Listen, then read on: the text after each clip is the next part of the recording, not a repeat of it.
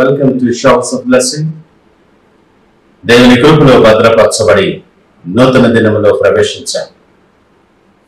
ఈనాటి దేవుని వాగ్దానం. ఈ యుద్ధము మీరు కాదు, దేవుడే జరిగించును. The battle is not yours but God's. 2వ దినవృత్తాంతాలు 20వ అధ్యాయం 15వ వచనం. Praise God. ఈ నూతన దినములు దేవుడు మీ కొరకు సిద్ధపరిచిన ప్రతి దీవెన ఆకాశపు వాకిళ్ళు విప్పి మీ మీద కుమ్మరించునుగాక. మరి యొక్క నూతన దినాన్ని ఆరంభిస్తున్న నేపథ్యంలో ప్రేమ కలిగిన వాగ్దానము ద్వారా దేవుడు మనల్ని దర్శిస్తూ ఉన్నాడు. మన ప్రయాణములో అనేకసార్లు భయం ఆవరించి ఆలోచనలు స్తంభించిన వేళల్లో కూడా దేవుడు అద్భుతమైన రీతిలో మాట్లాడి నీ పక్షంగా కార్యము జరిగిస్తాడు. ప్రేమ కలిగిన దేవుడు నిన్నెప్పుడు ఓడిపోనివ్వడు. నీవున్న ప్రస్తుత పరిస్థితి అర్థం కాక నలిగిపోతున్న స్థితి ఎందుకు అని అనేక ప్రశ్నలు మన మనసులో ఉండుండొచ్చు. ఇవన్నీ ఆలోచించి పరిణామాల గురించి విచారణ చేసినప్పుడు ఎంతో భయం కలుగుతుంది కూడా. రాజైన యెహోషాపాతుకు సరిగ్గా ఇలాంటి పరిస్థితి ఎదురైంది. ఒక్కసారి శత్రువులు అన్ని పక్కల నుండి ఆయన మీద దాడి చేయటానికి సిద్ధపడినప్పుడు ఏం చేయాలో తోచని నేపథ్యములో రాజుగా తన కార్యాచరణాన్ని దేవుని సన్నిధి నుండి ఆరంభించటానికి ఇష్టపడ్డాడు. భయం కలిగి యెహోవా యొద్ద విచారించటానికి ఇష్టపడ్డాడు. తన రాజ్యమంతా కూడా ఉపవాసాన్ని ప్రకటించాడు. రాజ్యవాసులందరూ కుటుంబాలుగా దేవుని సన్నిధిలో కనబడ్డారు. వారందరూ దేవుని వైపు చూస్తూ విశ్వాసముతో విజ్ఞాపన చేశారు. ఏమి చేయాలో తోచటం లేదు ఈ శత్రువుని ఎదుర్కోవటానికి. నీవే మాకు దిక్కని వారు ప్రార్థన చేశారు. సంపూర్ణమైన సమర్పణతో విజ్ఞాపన చేశారు. దేవుడు వారితో మాట్లాడాడు. భయపడకండి, జడియకండి. ఈ యుద్ధము మీరు కాదు, దేవుడే జరిగిస్తాడు. మీరు ఊరకే నిలుచుండి ఆయన అనుగ్రహించే రక్షణ చూడమని వాగ్దానం చేశాడు.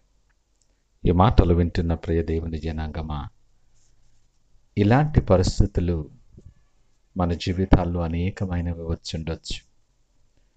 వాస్తవానికి మన ప్రయాణం నిరంతర యుద్ధమే. అనేకమైన పరిస్థితులు, శ్రమలు, ఇరుకులు, సమస్యలు వీటన్నిటినీ దాటుకుంటూ ఎదుర్కొంటూ సమర్థవంతంగా సరిచేసుకుంటూ ముందుకు కొనసాగే జీవితాలు మనవి. ఒక్కొక్కసారి మన పరిస్థితులలో ఊహించినటువంటి పరిణామాలు చోటు చేసుకొని అన్నీ ఒక్కసారిగా మన మీద దాడి చేస్తాయి. అప్పుడు ఎంతో భయం కలుగుతుంది. యెహోషాపాతు రాజుకి భయం కలిగినప్పుడు యెహోవా యొద్ద విచారించుటకు ఆయన సన్నిధిలో నిలవబడ్డాడు. ఒకసారి మనం ఆలోచన చేసుకుందాం.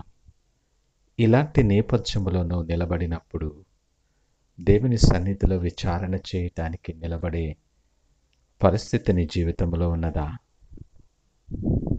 ఆ నేపథ్యములోనికి, ఆ అలవాటులోనికి, ఆ సహవాసములోనికి, సాన్నిహిత్యములోనికి దేవుడు నిన్ను ఆహ్వానిస్తూ ఉన్నాడు.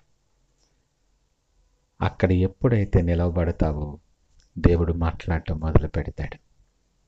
అభయమిచ్చే మాటలతో నిన్ను ధైర్యపరుస్తాడు. భయపడవద్దు, జడియవద్దు. ఈ యుద్ధము దేవుడు జరిగిస్తూ ఉన్నాడు. అది ఆయన ప్రణాళిక.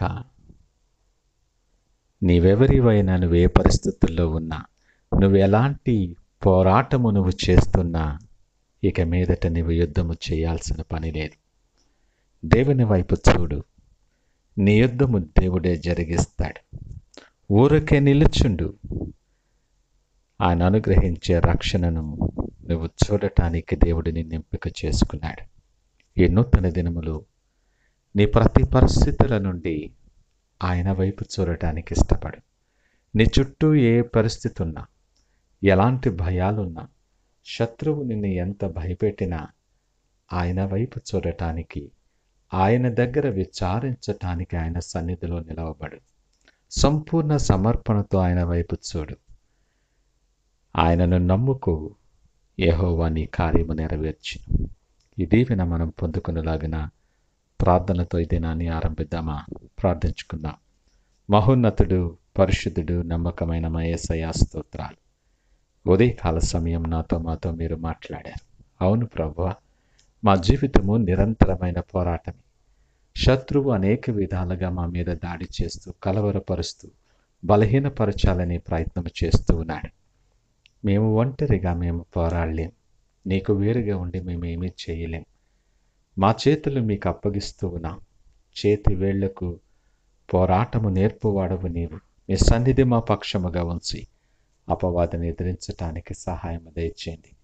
మీ సులువు చాటున మమ్మలను మరుగుపరచి మా పక్షమున యుద్ధము చేయవాడవు గనుక నువ్వు అనుగ్రహించే రక్షణ మేము పొందుకోవటానికి సహాయం దయచేసి మీరే మహిమ, ఘనత, ప్రభావాలు పొందమని యేసు నామమున అడిగి వేడుకొనుచున్నాము తండ్రి.